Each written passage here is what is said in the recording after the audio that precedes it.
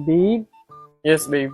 favor sana, pakiabot naman ng charger. Eh, ang lapit-lapit na sa'yo ng charger, oh. Aabutin mo na lang. Hindi mo kukunin. Ito na. Dito na ako. Ay, ang bigat naman ito, babe. Patulong naman ako. Kahit 3 years old, kayang buhatin yan. Ayaw mo? Babe. Ano? Papabili sana ako, babe, ng drink sa McDo. Nagkikrave kasi ako sa McFloat, eh. Sabayan mo na din ng medium price. Thank you, Wapi. Ay, totohanin niya talaga. Bilisan mo na! Naiinis ako pag talaga ako naabutan ng ulan. Ayan na. Paulan na. Teka, hindi naman taulan na. Oh, it's the McDonald's app Crave and Claim deals. I know, 45 pesos lang each yung drinks na yun. Tsaka yung price na yun. Tara, i-claim natin yung deals. Mga people, paano nga ba i-claim ang deals na ito? Pumunta sa pinakamalapit na McDonald's store sa inyong mga cellphone, i-download ang McDonald's app, tap the banner, after nyo mamili ng inyong deals, click redeem, ang QR code na lalabas ay ang ipapakita nyo sa counter. Ayun na, mapapakraving satisfied ka na sa inyong mga foods and drinks. Makikrave and claim deals na gamit ang McDonald's app. Available to claim ang deals na ito from July 4 to July 20, 2024. Mapa dine-in man, take-out, or drive-thru. Let's go!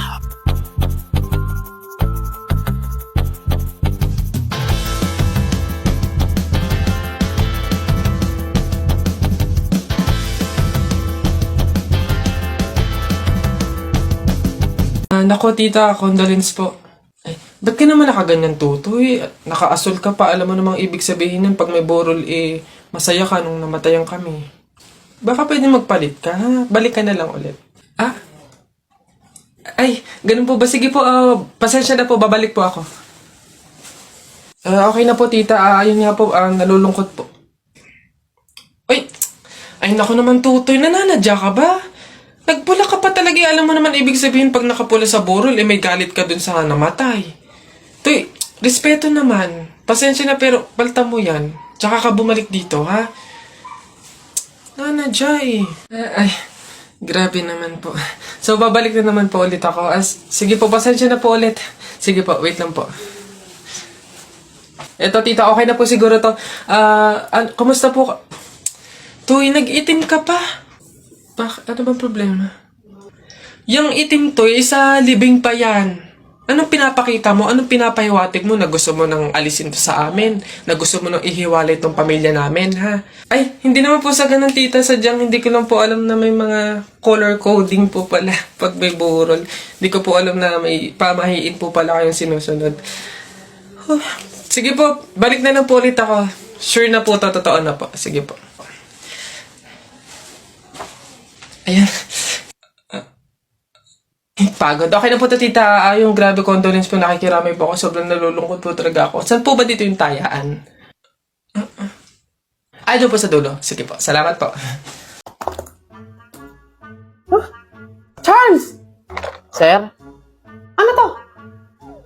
Di ba sabi ko sa'yo, isend mo sa akin yung files 10 minutes after lunch? Yes, sir. Nabasa ko na po. Ano to? Late ng 5 seconds, oh. Naku, hindi ko natatanggapin to, ah. Expect mo yung IR mo. Hala. Ira? Sir? Nakita mo na ba yung sinend ko sa'yo?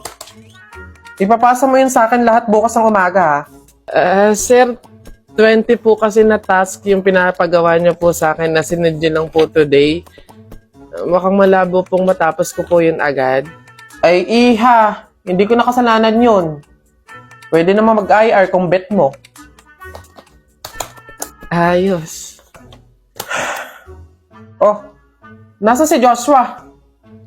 Ang dami pa nung gagawin dito, ah. Hello, Joshua? Hello, sir. Nasaan ka na? Aba, ang dami mo pang gagawin na trabaho dito, ah.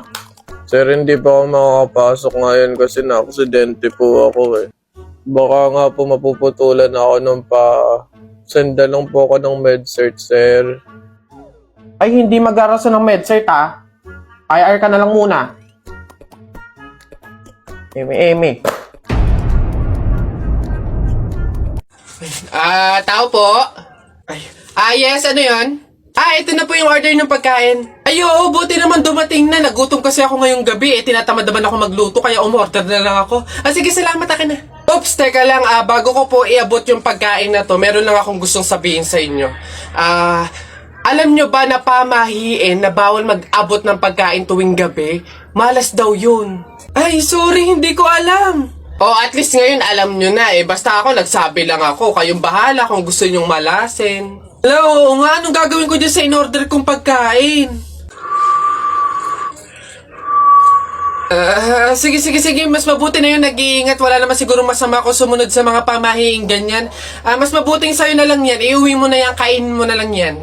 Yun! Ay, joke lang. Hindi. Yan, mabuti yan. Sumusunod sa pamahiin. Ligtas, walang mangyayaring masama. Ayos yan. Yung bayad din nga po pala neto, nasaan? Yan. Una na ako, ma'am. Salamat. Woo! Kapag sinuswerte ka nga naman, nakauto na naman po tayo. Opo, pamahiin is the best! Mga nagpapauto, talaga naman. Mga uto-uto sa pamahiing iyan. Tao po! Tao po!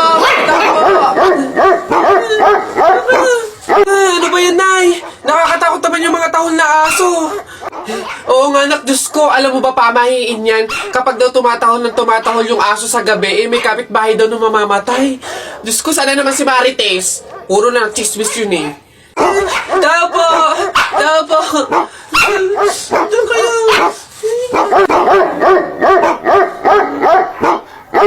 Aray! Ano yun? Visit kayong dalawang mag-ina kayo. Kaya tumatahol yung aso dahil andun ako sa labas, ha? Puro kayo pamahiin. Tawag ako ng tawag, wala man lang sa inyong nagtangkang lumabas para sa akin. Ay, kuyoy lang. Puro kayo pamahiin. Nilapan ako ng aso't lahat. Aray, magbibigay lang naman ako ng ulam sana eh. Eto, aray ko. Tahol kasi ng tahol yung aso, kala namin may mamamatay eh. Oo nga, mamamatay ako sa inyong dalawa. Aray ko yung rabies, yung kumakalat na. Babe, andito na yung mga manliligaw mo. Papilahin ko na ha. Go lang, entertain ko na sila. Wag na, ako na to. Baka kung ano pa mapili mo. Hi, I'm Joseph, 22 years old, nag-aaral sa private school. For sure, konyo ka. Fluent sa English. Mahihirapan pa yung friend ko sa communication. Dudugo pa ilong. Next. I'm David, 25 years old, business owner, mayaman. Hindi pala hingi ang friend ko. So, paano siya tatayo sa sarili niyang paa kung mayaman na yung partner niya? Next. Ayo! Next! Diyos ko, parang delikado pa yung buhay ng friend ko sa'yo. Hello po, I'm Christopher, 27 years old, Move It driver po. Anong sabi mo, Move It Rider? Babe, eto na yung perfect sa'yo. At paano? Di ba commuter ka? Pasado, bago pasada sa Move It. High standards ang mga riders dito. High quality naman sa rides kasi pasado sila sa clearance. 100% may documents ang mga Move It riders, lalo na sa NBI at police clearance. Pasado din sa safety at gear. 100% ng Move It riders ay tinatapos ang kanilang mandatory safety at quality modules. Gear maintenance, 99.995 of our riders are infraction-free. So ano, rides na tayo? Buka muna, papuntang puso ko. Ay! Diyos ko! Sabaw na naman to, panigurado! Wala na nga sabaw, hingi pa ng hingi. Tignan natin ngayon. Hello, sir, again and again and again and again. Ito na po sabaw nyo. Yan. Sarap niyan. Salamat.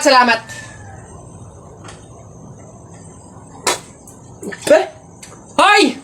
Hoy, sir, bakit? Hoy, ano to? Tubig to, hindi to sabaw.